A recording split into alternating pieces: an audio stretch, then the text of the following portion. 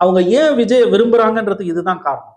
அவரு விஜய வெளியில வச்சுட்டு, சீமான் வெளியில வச்சுட்டு, இப்ப பாமக தேமுதிக எல்லாம் ஏடிஎம் அலையன்ஸ் வந்தா பெருசா ஒன்றும் லாபமும் கிடையாது. ஏன்னா DMK alliance is very strong, rainbow alliance and it's cohesive alliance. அது ஒரு கொள்கை கூட்டணி. அது இந்த சிக்கலுக்கு அப்புறம் உடையவே மாட்டாங்க. பிளஸ் அவங்க கிட்ட வந்து அரசு அதிகாரம் இருக்கு, மீடியா இருக்கு, ஓரளவு சாதனைகளும் இருக்கு. அசம்பிளி மக்களுக்கு அந்த திமுக அரசாங்கம் செய்த சாதனைகளும் அவங்க பக்கம் பலமா இருக்கு. ஸோ அந்த அலையன்ஸ் வந்து கேப்சர் பண்ணிக்கிறதுக்கு, ரீடைன் பண்ணிக்கிறதுக்கு, பவரை ரீடைன் பண்ணிக்கிறதுக்கு வாய்ப்புகள் அதிகம். விஜய் ஆனா அவங்க சைட்ல கிட்டத்தட்ட அந்த பேச்சு எடுத்தாலே தெரிச்சு ஓடுறாங்க. நாள் இருக்குது. இதை நீங்க எப்படி புரிஞ்சுக்கணும்னா, ஆங்கிலத்துல ஒரு இது சொல்லுவாங்க, to win a race you should not sprint a marathon.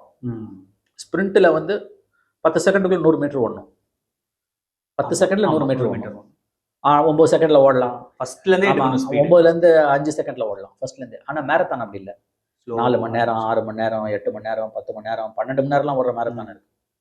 ஆனா மேரத்தானை போய் ஸ்பிரிண்ட் மாதிரி ஓட முடியாது. கரெக்ட். சைபர் டப்புன்னு ஊந்துருவேன். அதோட அர்த்தம் என்னன்னா, அந்த சொல்லாடலோட அர்த்தம் யூ ஷுட் நாட் ஸ்பிரிண்ட் அ மேரத்தான்னா அந்தந்த கேம் அந்தந்த விதத்துல தான் விளையாடணும். ஸோ விஜய்க்கு சில பிளான்ஸ் இருக்குது. அவருக்கு வந்து சீரியஸ்னஸ் புரியுது. தனியா போனோம்னா 4 முனை போட்டியில டிஎம்கே ஜெயிக்கிறத தடுக்க முடியாது. ரொம்ப பெரிய ஆபத்து. அவர் ஏடிஎம்கே பிஜேபியையும் சமாளிக்கணும், டிஎம்கேவையும் சமாளிக்கணும்.